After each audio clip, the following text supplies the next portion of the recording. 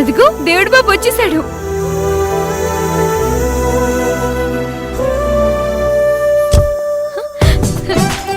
దేవుడు బాబు,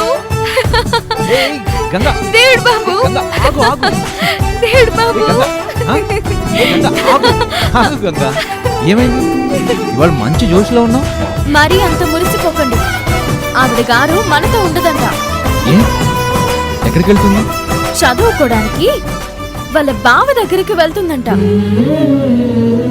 తన చదువుకయ్యే ఖర్చంతా శివబావే పెట్టుకోవాలంట.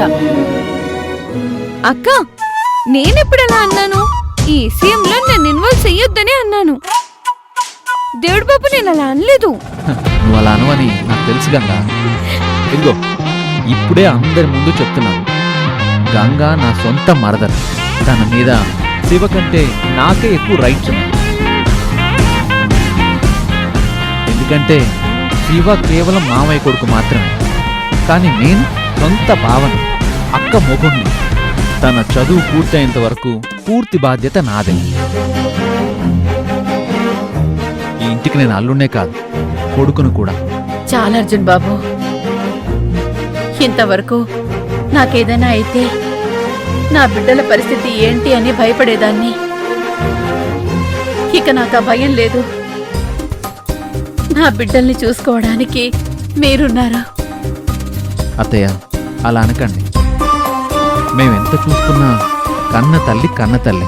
అర్జున్ బాబు, శివని నా మేనల్లుళ్ళా కాదు, నా సొంత కొడుకులా చూసుకున్నాను. శివ విదేశాలకు వెళ్ళినప్పుడు చాలా బాధపడ్డాను. ఆ లోటు ఎవరూ తీర్చలేరు అనుకున్నాను.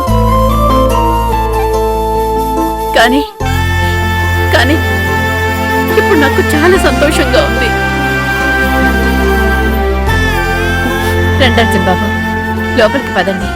లేదత్తయ్య, నేను కావేరిని తీసుకుని బయటికి వెళ్ళాలి. ఎక్కడికి? సర్ప్రైజ్. నువ్వు రా, చెప్తాను. ఎక్కడికో చెప్పకుండా సర్ప్రైజ్ ఏంటి? అక్క, బావ రమ్మంటున్నప్పుడు ఎక్కడికైనా అడుగుతావేంటి? వెళ్ళు. ఏంటి, నీ బావకి సపోర్టా? అవును, నేనెప్పుడు మా దేవుడు బాబు పార్టీ. నిన్ను దేవుడు బాబు, అర్జున్ బాబు, హే, మీరు పక్కన ఆగు, తప్పుకోండి. ఆగు కావేరి. అరే, మీరు వదలండి అర్జున్ బాబు. ఆగు కావేరి. మీరు పక్కన తప్పుకోండి అర్జున్ బాబు. చూడు దేవుడు బాబు. కావేరి ఆగు. గంగనేమనంటే ఊరుకొని చెప్తున్నా. అయినా నువ్వు నాతో రా. రా.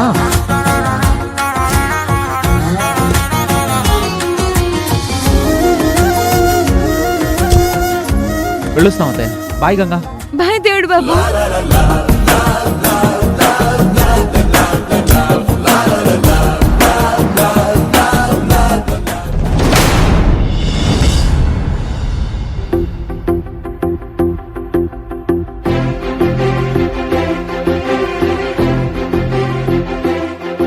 అర్జున్ బాబు, ఎక్కడికి వెళ్తున్నామో చెప్పండి. చెప్తే సర్ప్రైజ్ ఎలా అవుతుంది కావేరి? కాసేపు ఓపిక పట్టు. అర్జున్